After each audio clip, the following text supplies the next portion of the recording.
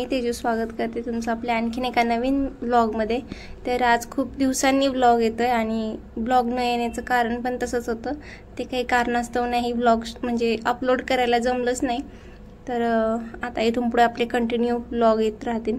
आणि घरी गेलो होतो 1 महिना सुट्टीला, तर काही कारणामुळे नाही जमलं मला अपलोड करायला। तर आज आमची ट्रेन होती रात्री 11:15च्या दरम्यान। तर आम्ही लवकरच येऊन पोहोचलो होतो स्टेशनला, 11 साडे11च्या दरम्यान आलो होतो। तर घरून पण क्वार्टरवरून लेटच निघालो होतो, कारण मग तिथे जाऊन वेट करण्यापेक्षा असं वाटतं की जेवण वगैरे करून निवांत निघता येईल, कारण लहान लेकरं सोबत असले की मग ते पण जास्त त्रास देतात। मग स्टेशनवर त्यांना घेऊन बसायचं त्यापेक्षा मग टायमावरच गेलो, 10-15 मिनिटं अगोदर जाऊन पोहोचलो होतो। तर आमच्यासोबत एक ताई पण होत्या आणि आम्ही दोघे होतो आणि त्या ताई होत्या, त्यांना पुण्याला जायचं होतं, मग त्या आमच्यासोबत आल्या होत्या। तर भाऊंना सुट्टी नव्हती, तर ते नंतर मागून येणार होते, तर मग आम्ही त्यांना घेऊन, आणि त्यांची पण ती चिव होती। तर लाडू आणि चिव दोघींना टाइमपास, दोघीच म्हणजे खेळत होते एकमेकींसोबत, जास्त काही त्रास पण नाही दिला। कारण मग लाडू एकटी असली तर मग ती खूप त्रास देते, सारखं इकडे तिकडे पळते, मग सारखं लक्ष ठेवावं लागतं। पळते म्हणजे तीच लहान मुलांना शोधण्यासाठी पळते, मग तिला असं वाटतं की मला कोणतरी खेळायला भेटेल। पण ह्यावेळेस होती चिव, मग त्या दोघीच एकमेकींसोबत खेळायच्या आणि इतका काही त्रास नाही दिला त्यांनी जाताना। त्यानंतर मग आमचा पुढचा असा प्रवास चालू झाला।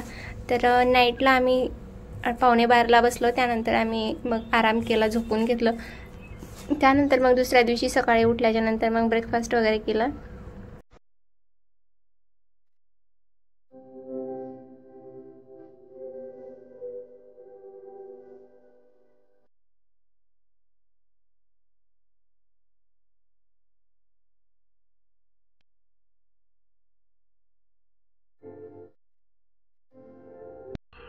आता समर व्हॅकेशनमुळे प्रत्येक स्टेशनवर इतकी गर्दी दिसून येते, कारण सगळेजण कुठे ना कुठे फिरायला जातच असतात सारखे। आणि त्यातली त्यात पुणे टू जम्मू म्हटलं की इतकी गर्दी, त्या स्टेशनवरती पाय ठेवायला जागा नसते। आणि झेलमनी त्यातली त्यात म्हणजे एक 2-2 महिने अगोदरच तिकीट कन्फर्म म्हणजे तिकीट करून पण कन्फर्म होत नाही। आमचंच 1-2 महिने अगोदर करून पण कन्फर्म झालं नव्हतं, लास्ट मोमेंटला ऐन वेळेला झालं ते कन्फर्म।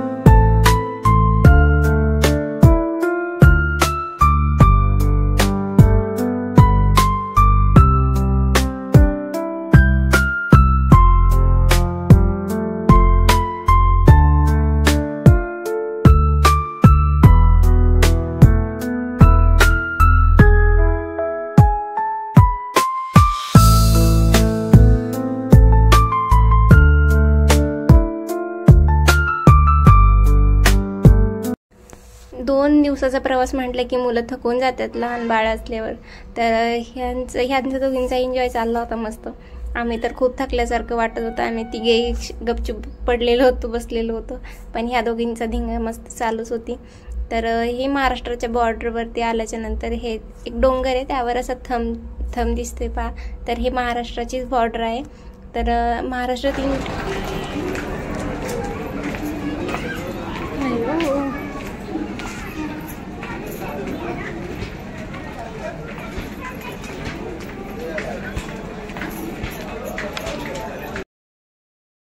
तर फायनली 2 दिवसाच्या प्रवासानंतर आम्ही पोहोचलो अहिल्यानगरच्या स्टेशनवर।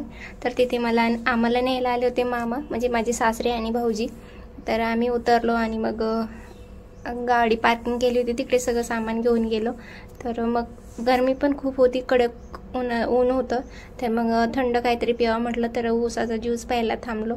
तर पहा भावांचं आणि नातीचं प्रेम, तर ते दोघं एका ग्लासामध्ये ऊसाचा रस पित होते।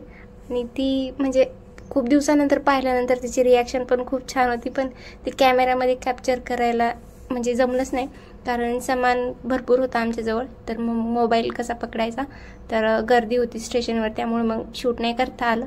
पण तिला खूप आनंद झाला बाबांना पाहून।